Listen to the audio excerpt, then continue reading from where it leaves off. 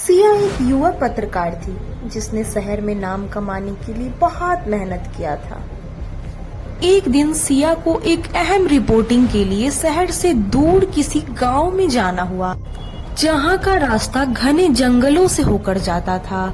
सिया ने सोचा कि काम जल्दी निपटाकर शहर लौट जाएंगे, लेकिन काम लंबा हो गया। वापस लौटते टाइम सिया की गाड़ी अचानक रात में बीच जंगल में खराब हो गई। चारों तरफ घना अंधेरा था और सिहरन पैदा करने वाली ठंडी ठंडी हवाएं चल रही थी। सिया ने जैसे अपना फोन निकाला, देखा कि फोन में नेटवर्क ही नहीं है। सिया परेशान हो गई। पूरा रोड सूना पड़ा था और दूर दूर तक कोई भी दिखाई नहीं पड़ रहा था। सिया ने देखा कि सड़क किनारे एक पुरानी पगडंडी है जो जंगल के भीतर की ओर जा रही है। सिया के पास दो ही विकल्प थे कि या तो अब वो अपनी गाड़ी में बैठकर सुबह होने का इंतजार करे या उस पगडंडी पे चलकर किसी मदद का तलाश करे। उसने हिम्मत दिखाई और पगडंडी पे चलने का फैसला लिया। पगडंडी बहुत संकरी थी और घना अंधेरा हो चुका था। सिया जैसे जैसे अपना कदम बढ़ा रही थी, उसे लग रहा था कि पीछे से कोई उसे देख रहा है। वो बार बार पीछे मुड़ के देखती, कोई भी नहीं होता। कुछ दूर चलने के बाद उसे जंगल के बीचों बीच एक पुराना बंगला दिखाई दिया, जिसकी खिड़कियों से हल्की हल्की रोशनी आ रही थी। सिया को थोड़ी राहत हुई। सिया ने सोचा कि इस बंगले के अंदर कोई तो रहता होगा जो उसकी मदद कर सकता है। सिया ने जैसे ही दरवाजे पे दस्तक दी, दरवाजा अपने आप खुल गया। सिया बहुत ज्यादा घबरा गई। उसने देखा कि अंदर एक बूढ़ा आदमी बैठा हुआ है जो उसे अंदर आने का इशारा कर रहा है। सिया संकोच करते हुए अंदर गई। सिया ने उनसे पूछा कि क्या आप मेरी मदद कर सकते हैं? मेरी गाड़ी रास्ते में खराब हो गई है। तब उस बूढ़े आदमी ने धीरे से कहा, यहाँ बैठो, थोड़ा आराम कर लो तुम। रात के समय जंगल से बाहर जाना बिल्कुल सुरक्षित नहीं है। यह सुनकर सिया चुपचाप एक बगल की कुर्सी पे बैठ गई। तभी उसकी नजर दीवार पे टंगी एक पुरानी तस्वीर पे गई, जिसमें एक लड़की थी जो बला की खूबसूरत थी। सिया ने पूछा कि ये लड़की कौन है? तब उस बूढ़े आदमी के चेहरे पे उदासी आ गई। उसने कहा, यह मेरी बेटी। कुछ साल पहले वो भी इस जंगल से होकर गुजर रही थी, लेकिन फिर कभी वो वापस नहीं आई। सिया को यह बात सुनकर कुछ अजीब सा एहसास हुआ। तभी सिया को लगा कि खिड़की से कोई झांक रहा है। सिया डर गई और खिड़की के पास गई, लेकिन वहाँ कोई नहीं था। उसे बूढ़े आदमी ने चेताया, रात के वक्त जंगल में जो दिखता है वो हमेशा हकीकत नहीं होता। खिड़की के पास नहीं जाओ। धीरे धीरे रात गुजर रही थी। तभी अचानक सिया को बाहर से किसी के रोने का आवाज सुनाई दिया। वो आवाज इतनी दर्दनाक थी कि सिया के रोंगटे खड़े हो गए।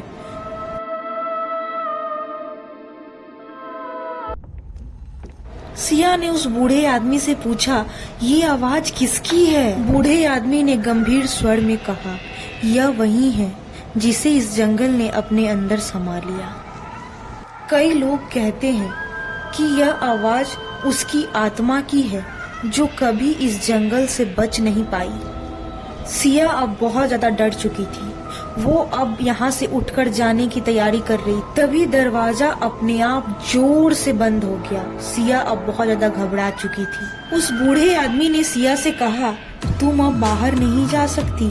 जो भी एक बार इस जंगल के रहस्य में फंस जाता, वो अब यहाँ से नहीं जा सकता। सिया बुरी तरह फंस चुकी थी।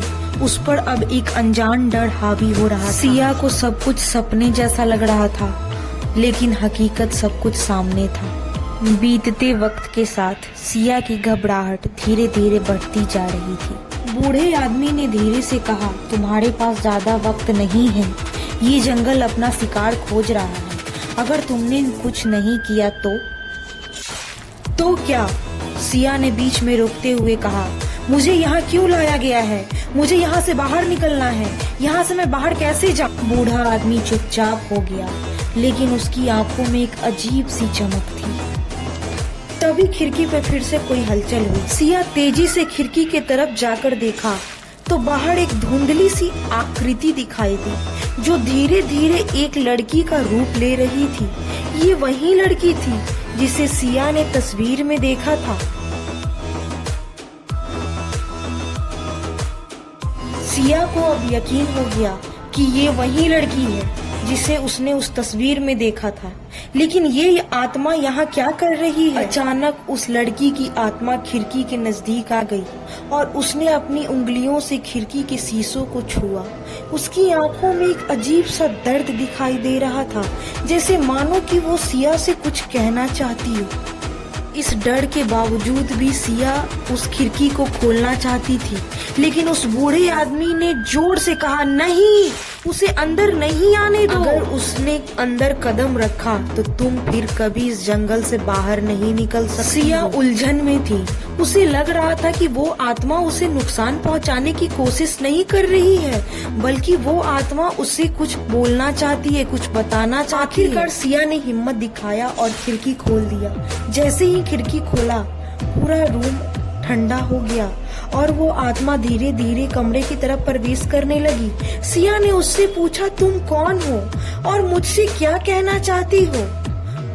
उस आत्मा ने सिया की तरफ इशारा किया और कहा, मुझे इस जगह ने घेर रखा है, लेकिन तुमसे पहले बहुत सारे लोग इस जंगल से गुजरे हैं और सारे के सारे लोग अपने आप गायब हो गए हैं।